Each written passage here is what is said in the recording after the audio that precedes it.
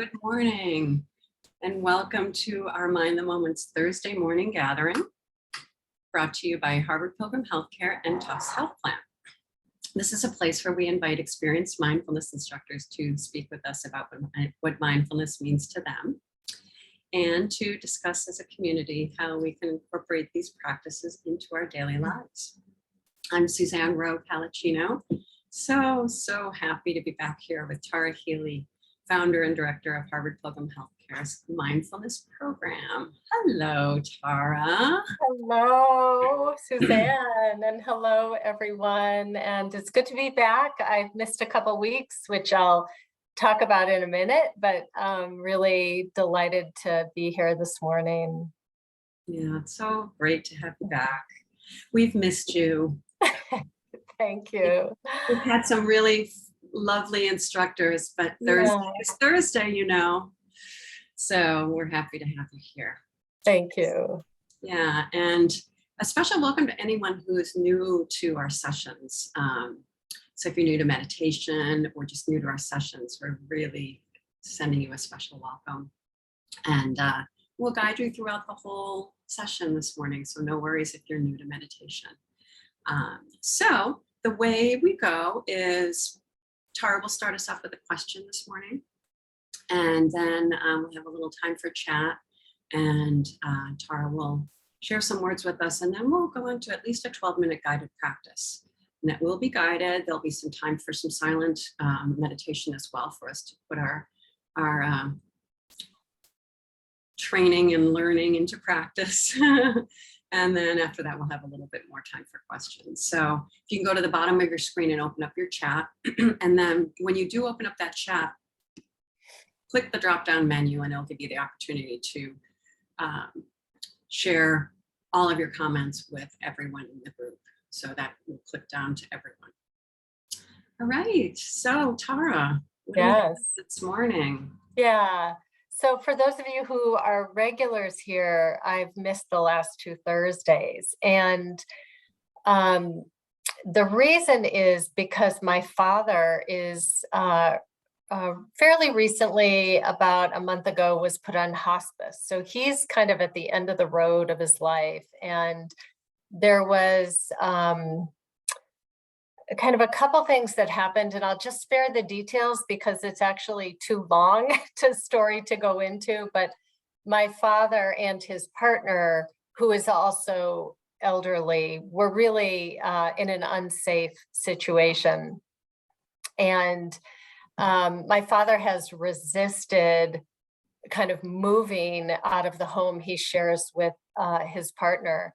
But she was really going downhill as well. And so there was an accident that happened in the home, and a lot of things as a result of that accident had to be mobilized. We had to figure out where my father was going to live. He wound up with my brother, which is perfect, and where his partner Loretta was going to go. And she is actually now in memory care, so it's all good. But getting there to that point, plus cleaning out the home that they have shared for the past 10 years, was just, I'm leaving out a lot of details here, but just incredibly challenging and difficult. And there were different points along the way where I sort of realized, like, I had a kind of stability.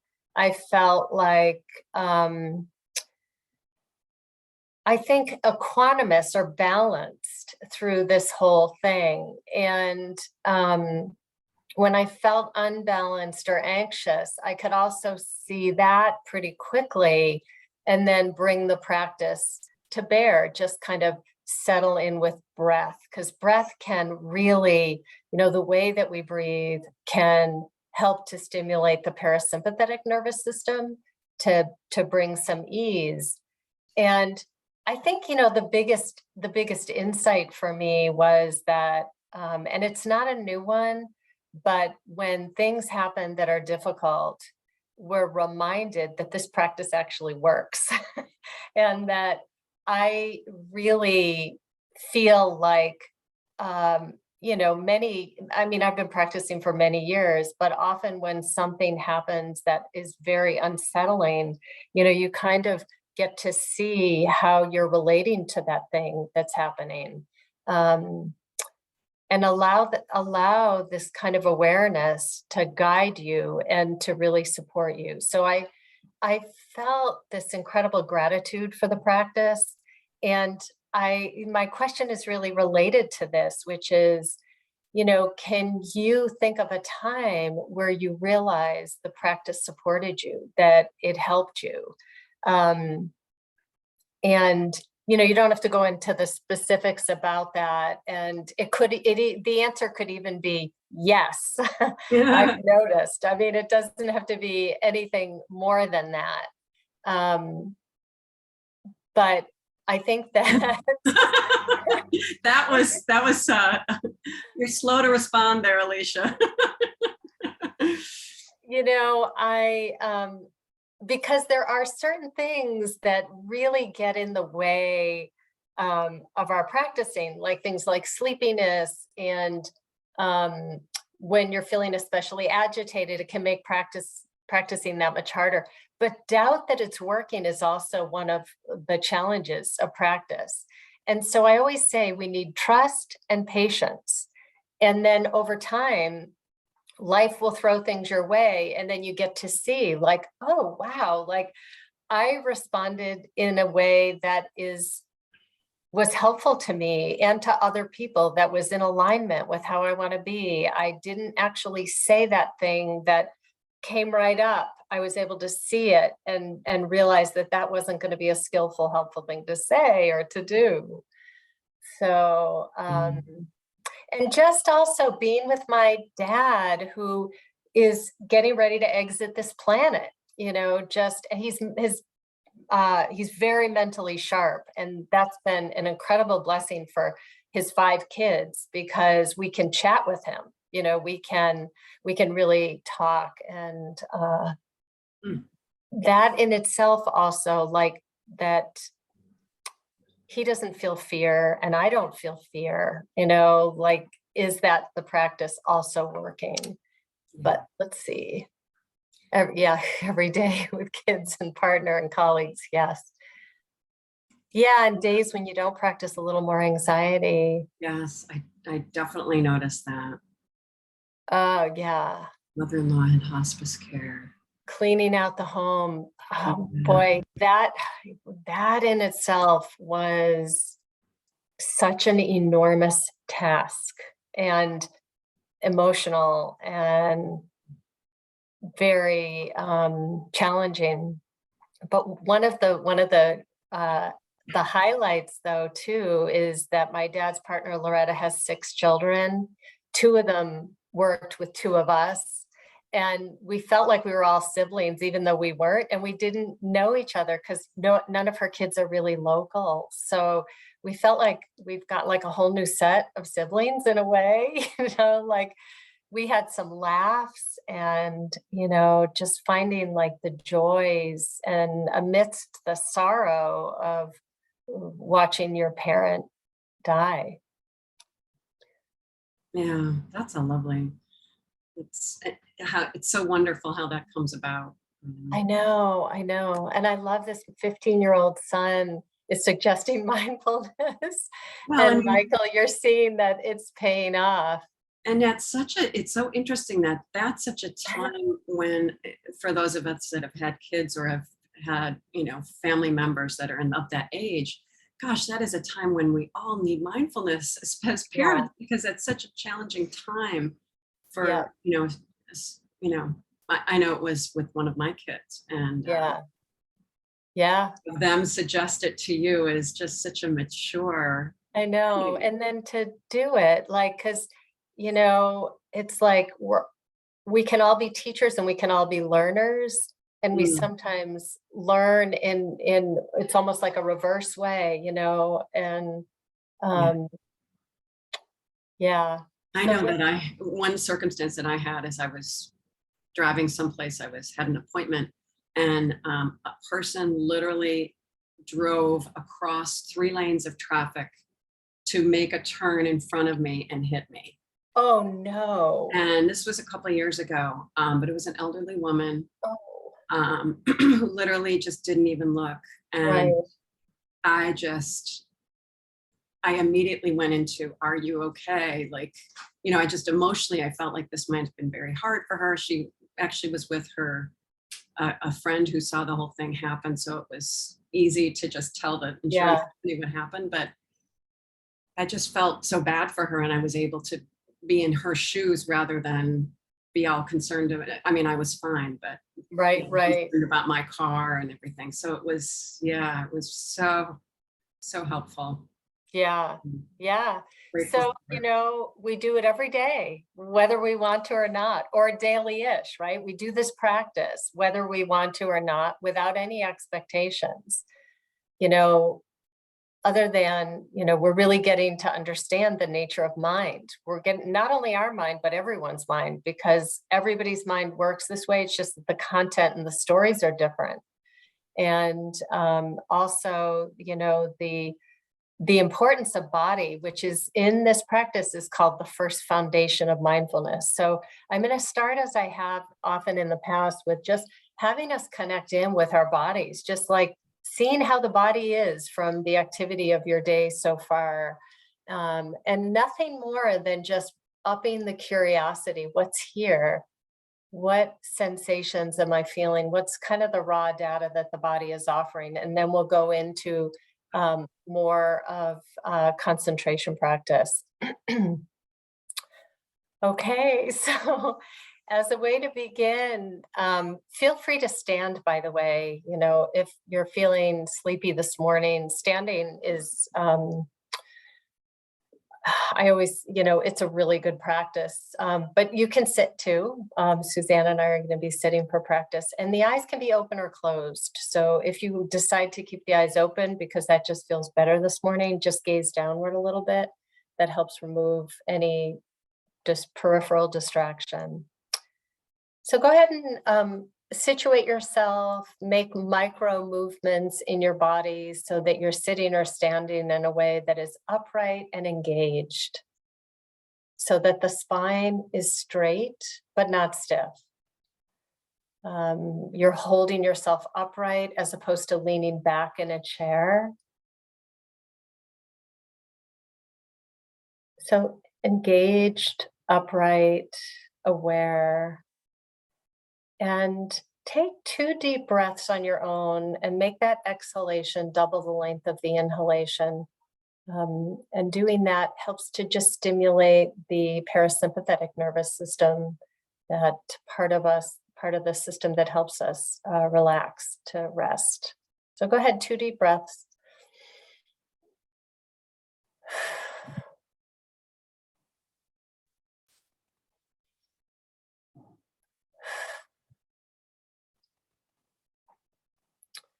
On that second exhalation, see if you can surrender your weight into the support of the surface.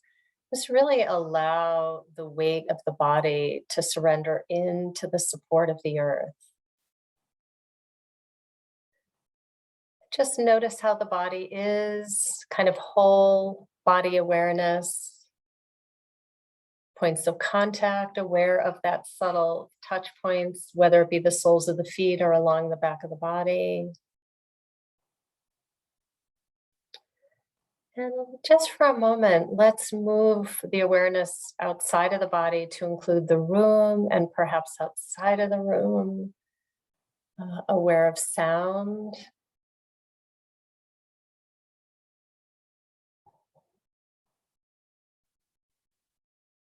Just engaging the sense of hearing without labeling what's making the sound, but hearing.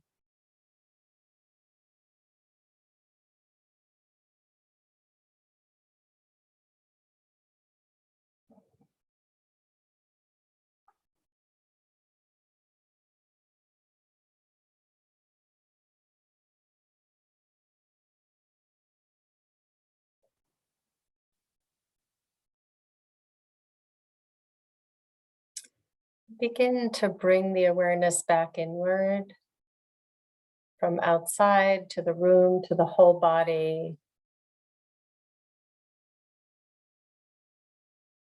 And let's begin by bringing awareness to the very top of the head. So you're really just isolating this region of the body in your field of awareness. Noticing sensation or lack of sensation as we move through different body parts. Knowing that lack of sensation is something to be aware of. So it's not as if you have to feel something in every part of the body. So sensation or lack of. Then moving awareness down the sides of the head, including the ears and the back of the head.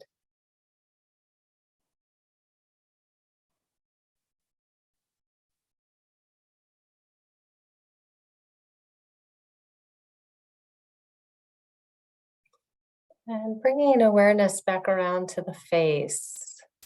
So let's start at the forehead, noticing, isolating this part of the face.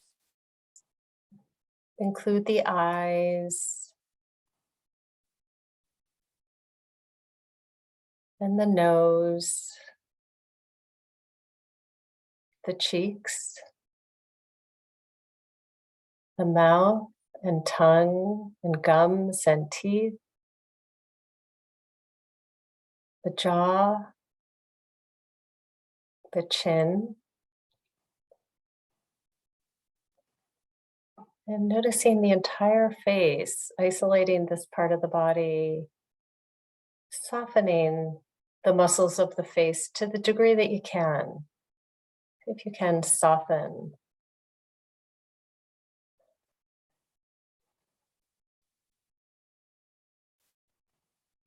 And moving awareness down now around the neck, throat, sides of the neck, back of the neck.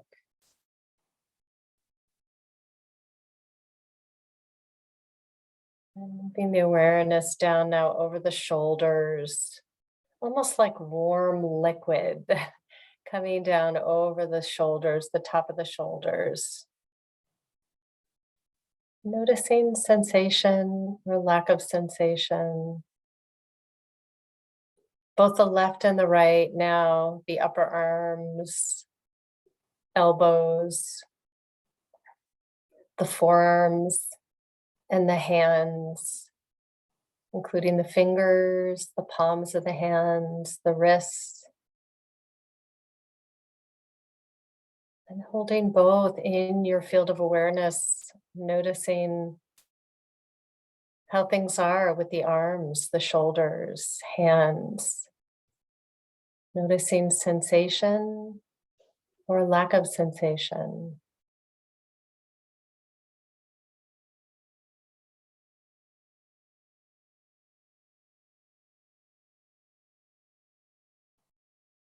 And bringing awareness to the torso.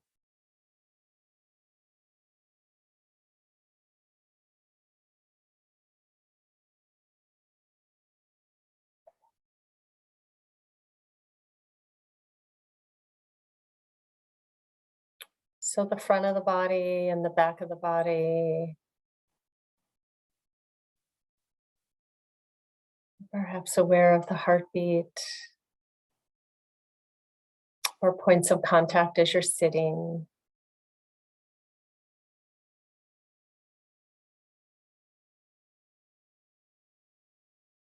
And moving down now over the hips and thighs, both the left and the right side. Isolating this region of your body in your field of awareness. So simply noticing sensation or a lack of sensation, the hips and the thighs, both the left and the right. Perhaps there's a point of contact, or if you're standing, there won't be, but you could notice other sensation.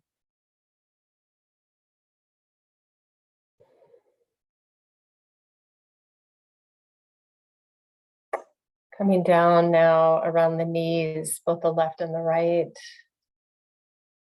So the tops of the knees and the sides and the back of the knee.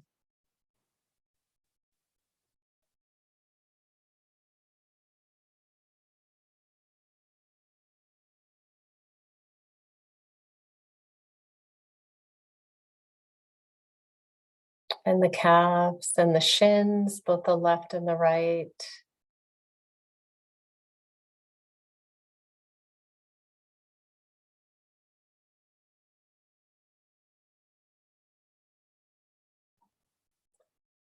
And moving awareness down to the ankles and to the feet. So the top of the feet, the heel, the soles of the feet, and the toes. Isolating this part of the body in your field of awareness. Upping the curiosity. What do you notice?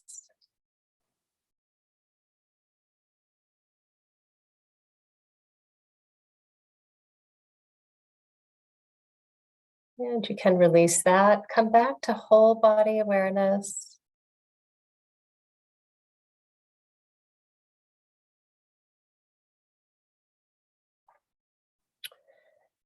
And select an anchor now, something that you will track, like breath sensation with your attention. So that could, as you breathe in and breathe out, where in your body is it most noticeable? Let that serve as an anchor. So for me, it tends to be the abdomen. I can feel the rise and the fall, the sensations. Some people feel it in the nostrils or the upper chest or someplace else. So as you breathe in and breathe out, tracking the sensations, using your awareness to track the feeling of the in-breath and the feeling of the out-breath. Alternatively, if breath isn't working for you today, you could use sound if there's a consistent sound in the background. You could also use another point of contact, say the hands on the top of your thighs and that point of contact, or the palms of the hands resting on a desk in front, or something else. It's important to remember it doesn't matter what you choose as an anchor. What matters is the quality of awareness, attention you're able to bring to that thing.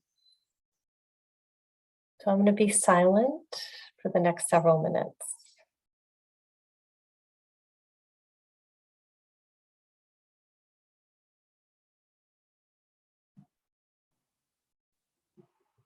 Just keep returning each time you go into thought and you notice. Just release the storyline, the narrative, and return to your anchor.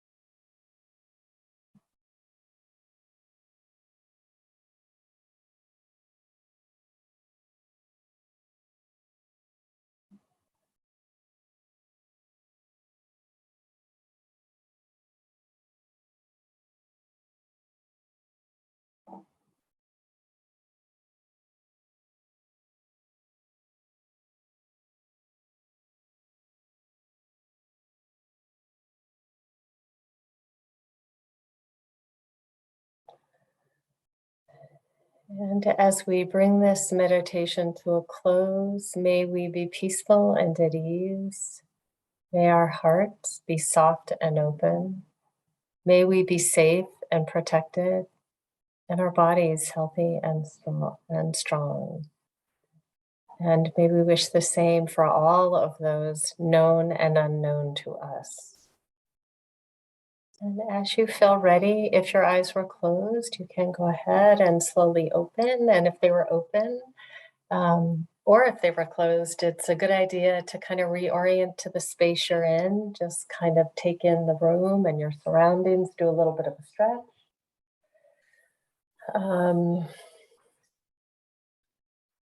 Thank you so much, Tara. Yeah. So we have a couple minutes. If anybody has any, comments or observations that they want to share, we'd love to hear anything that you want to offer. If you have a question that you want to ask, so really anything.